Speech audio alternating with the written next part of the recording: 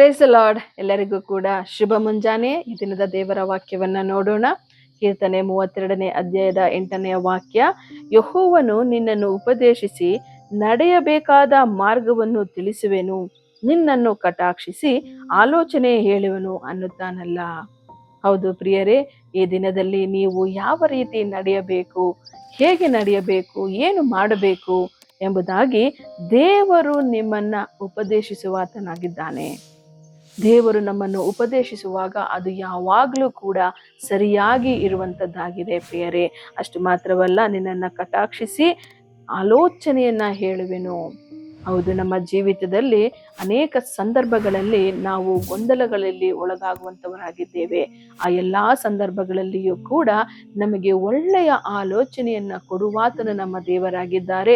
ಯಾಕಂದರೆ ಆತನು ಆಲೋಚನಾ ಕರ್ತನು. ಆದುದರಿಂದ ಯೆಹೋವನ ಬಳಿಯಲ್ಲಿ, ಕ್ರಿಸ್ತನ ಬಳಿಯಲ್ಲಿ ನಾವು ಕೇಳಿಕೊಳ್ಳೋಣ.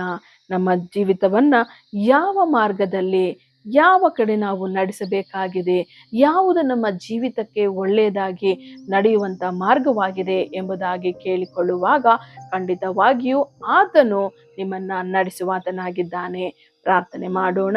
ಸ್ತೋತ್ರ ಸ್ವಾಮಿ, ನಿಮ್ಮ ವಾಗ್ದಾನದ ಪ್ರಕಾರವಾಗಿ ಈ ಕಾರ್ಯಕ್ರಮವನ್ನು ನೋಡುತ್ತಿರುವಂತ ನನ್ನ ಎಲ್ಲಾ ಸಹೋದರ ಸಹೋದರಿಯರು, ಅವರ ಕುಟುಂಬಗಳಿಗಾಗಿ ಯೇಸಪ್ಪ ಪ್ರಾರ್ಥನೆ ಮಾಡ್ತಿದ್ದೇನೆ. ಕರ್ತನೆ, ನಿಮ್ಮ ಆಲೋಚನೆಯನ್ನ ಕೊಟ್ಟು ಕರ್ತನೆ ಅವರೆಲ್ಲರನ್ನ ನಡೆಸಬೇಕಾಗಿ ಪ್ರಾರ್ಥನೆ ಮಾಡ್ತಿದ್ದೇನೆ. ಅಪ್ಪ ಕರ್ತನೆ, ನಿನ್ನ ಮಾರ್ಗಗಳಲ್ಲಿ ಅವರೆಲ್ಲರೂ ಕರ್ತನೆ ನಡೆಯುವ ಹಾಗೆ ನಿಮ್ಮ ಕೃಪೆ ಅವರ ಜೀವಿತದಲ್ಲಿ ಉಂಟಾಗಬೇಕಾಗಿ ಯೇಸಪ್ಪ, ನಿಮ್ಮ ಒಳ್ಳೆಯ ಮಾರ್ಗಗಳನ್ನ ಆದುಕೊಳ್ಳುವಂತಹ ಮಕ್ಕಳಾಗಿ ನಮ್ಮೆಲ್ಲರನ್ನ ಕರ್ತನೆ ನಡೆಸಬೇಕಾಗಿ ನಿನ್ನ ಕರಗಳಲ್ಲಿ ಒಪ್ಪಿಸಿಕೊಟ್ಟಿದ್ದೇನೆ. ವಿಶೇಷವಾಗಿ ಈ ದಿನದಲ್ಲಿ ಯಾವೆಲ್ಲ ಕಾರ್ಯಗಳಲ್ಲಿ ಕರ್ತನೆ ಅಪ್ಪ ಸಂದೇಹಕ್ಕೊಳಗಾಗಿದ್ದಾರೋ ಆ ಎಲ್ಲ ಸಂದೇಹಗಳನ್ನ ತೆಗೆದು ಹಾಕಿ ನಿನ್ನ ಮಾರ್ಗದಲ್ಲಿ ನಡೆಸಬೇಕಾಗಿ ಯೇಸು ಕ್ರಿಸ್ತನ ನಾಮದಲ್ಲಿ ಪ್ರಾರ್ಥಿಸಿ ಬೇಡಿ ಹೊಂದಿದ್ದೇವೆ ಕರ್ತನೆ. ಆಮೇನ್.